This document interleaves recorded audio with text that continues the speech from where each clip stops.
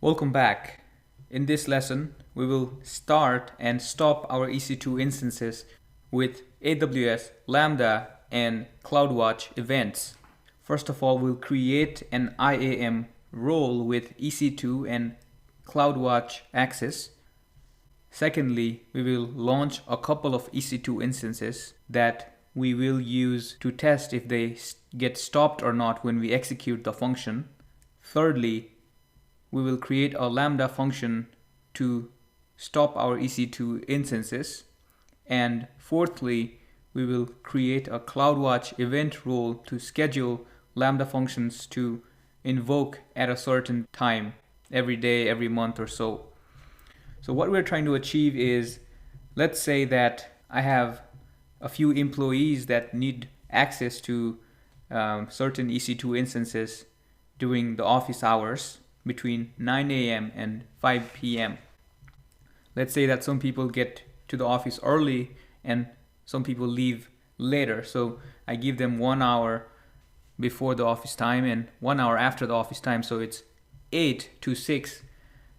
What if I want to make sure that the instances are running only during this period, and if someone tries to access their instances outside of this period, the instances will be in a stopped state and they cannot be accessed.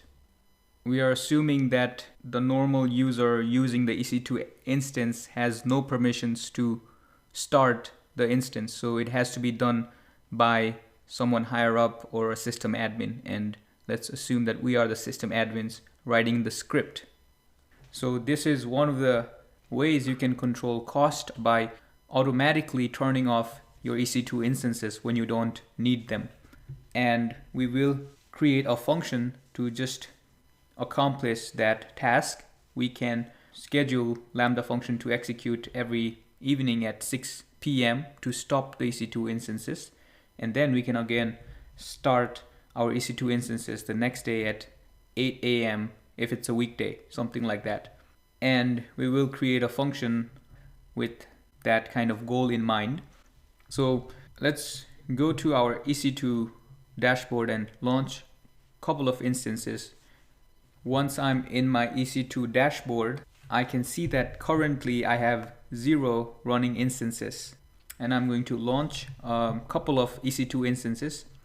So launch instance, I'm going to choose the Amazon Linux AMI, select the T2 micro, and for the number of instances, I'm going to type in 2. Everything I can leave it as it is, and review and launch. Now I'm going to quickly go to page number 5 and add tags, because I want to differentiate this EC2 instance from my other instances. So for name, I'm going to give this a name of lambda test. And once I have the tag, I'm going to configure the security group. So I'm just gonna go ahead with the default option here as well, review and launch. And launch, you can choose any key. So I can see that my instances are running now. So the next step for us will be to go ahead and create an IAM role so that we can access our EC2 instances from our lambda function. So to do that, I'm gonna click on services and go to IAM, and in here I'm going to click on roles and create a role. In this window, in the AWS service, I'm going to choose AWS Lambda right here, and I'm going to click on next. Now this is where you attach the permissions. In our case, I'm going to search for EC2 full access and select EC2 full access, and I'm also going to search for Cloudwatch full access, select the Cloudwatch full access. These are the 2 permissions that I need. Once I have added both of them, I'm going to click next and review. At this point, you can make sure that you added the Amazon EC2 full access and Cloudwatch full access. For the role name, I'm going to give this a name of my EC2 role, and I'm gonna click on create role. Okay, now once I have that role, I just need to remember the name of the role, and that's my EC2 role. Now I'm ready to go to my Lambda dashboard. So I'm gonna click on services and type in Lambda. Click on Lambda. And then I'm gonna create a function by clicking here. Okay, once we're in this window, I'm gonna start typing in the name. I'm gonna name this function stop EC2. The runtime will be Python 3.6. Role, now here, this is where we choose the role that we just created before this. So I'm gonna choose an existing role, and from the drop down select my EC2 role and then create function. Now this will give us a basic Lambda handler. The first thing that I want to do is remove everything except for the handler function. Now, like I said earlier, if I want to talk to, or if I want to access Amazon EC2 or any other AWS service from AWS Lambda, then I need to use Bodo 3 for that. So the first thing that I will do here is import Bodo 3. So after I import Bodo 3, let's go to the Bodo 3 documentation and see the EC2 documentation. So once I'm in the Bodo 3 documentation page, I'm gonna click on available services and find EC2 by scrolling down. It's right here. So you instantiate the EC2 service by a line like this. So I'm going to copy this and go back to my code and paste that right above the handler function. So once I have set up the EC2 client, what I can do now is I can start writing logic to stop all my instances whenever this function is called. So to do that, what I'm going to do is I'm going to create a loop so that I go through all my running instances and then stop them one by one. So the first thing to do then would be to list all the running EC2 instances, and the command to do that, we can find that by going back to the documentation. And if you scroll down right here, you can see describe instances. And if I click on describe instances, it will give you the documentation for what it is. But it basically, what describe instances does is whenever you call describe instances, you receive a response. In this example, the response is saved in a variable named response.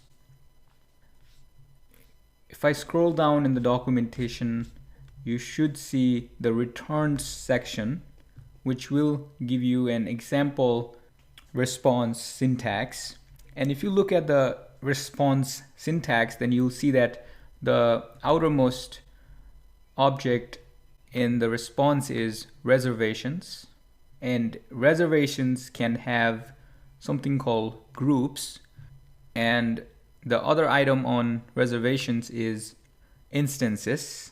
Inside of instances, you have things like image ID, instance ID, instance type, and so on. So you can use those values to perform certain actions on our EC2 instance. So I'm gonna start by saying response equals client dot describe underscore instances.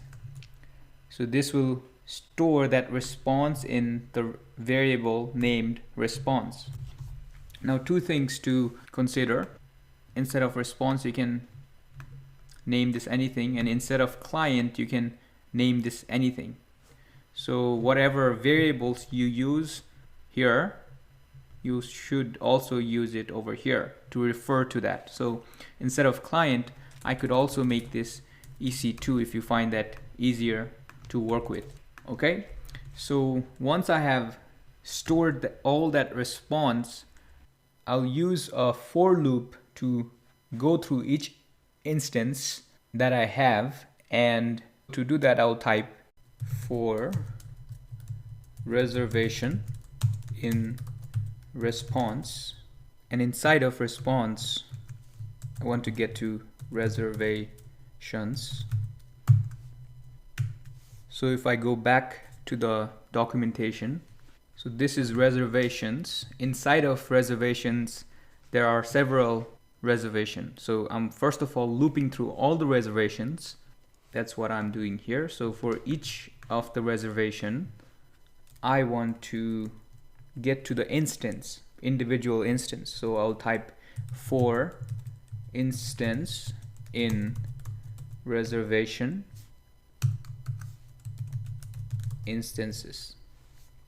So the second for loop is looping through the instances inside of each reservation and is accessing the individual instance. Once I get to the individual instance, what I need is the ID of that instance. And to get the ID, I type in ID equals instance ID. So this is how you access the instance ID. Once I have the ID, a thing to remember is that when I pass in the instance ID to stop the instance, the IDs are expected to be a list. So for that reason, I'm going to convert this ID to a list by using 2 square brackets to enclose our instance ID. Before I try to stop my EC2 instance, I want to make sure that the instance is running. Otherwise, I will get an error if I try to stop an already stopped instance. So to check for the state of our instance, I'll go to the Bodo 3 documentation and quickly show you how to access that.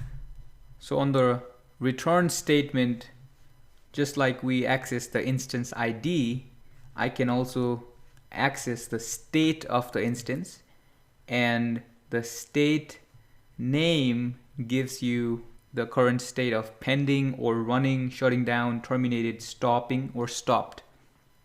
So what I want to do is I only want to stop an instance if the state is running, and for that reason I'll go back to my lambda function and type if instance state and name equals running, so only if it's running, then stop the instance. So the command to stop an instance is stop instances. Basically, to stop an instance, you have to use a command like this client.stop instances and provide the instance IDs as a list. So I'm gonna go back to my lambda function and type in ec2 dot stop underscore instances, and instance IDs will be the ID which comes from here. And once I have that, everything looks good. I'm going to click on save to save the function, and I'll click on test to invoke this function, and it will ask me to configure a test event. I'm just gonna name this stop ec2, and without changing anything in here, I'll click on create. Once I click on create, I'll click on test, and I get a succeeded execution result. Now if I go to my EC2 dashboard and refresh, then you can see that the 2 instances that were running are now being stopped. So this is the code you need to stop your EC2 instances. Similarly, you can also use the same code and change a few things. For example, change the if function to check if the instance is stopped, and then instead of stop instances, you can change this to start instances to start the stopped instance. So you could do this in the morning. In the morning you start the stopped instances, and in the evening you stop the instances. Now we have created the function and we know that this works because we invoked this manually by clicking on test. We want to automate this process. To do that, we will use Cloudwatch events to execute this lambda function every day at a certain time. We'll do that in the next video. I'll see you in the next lesson.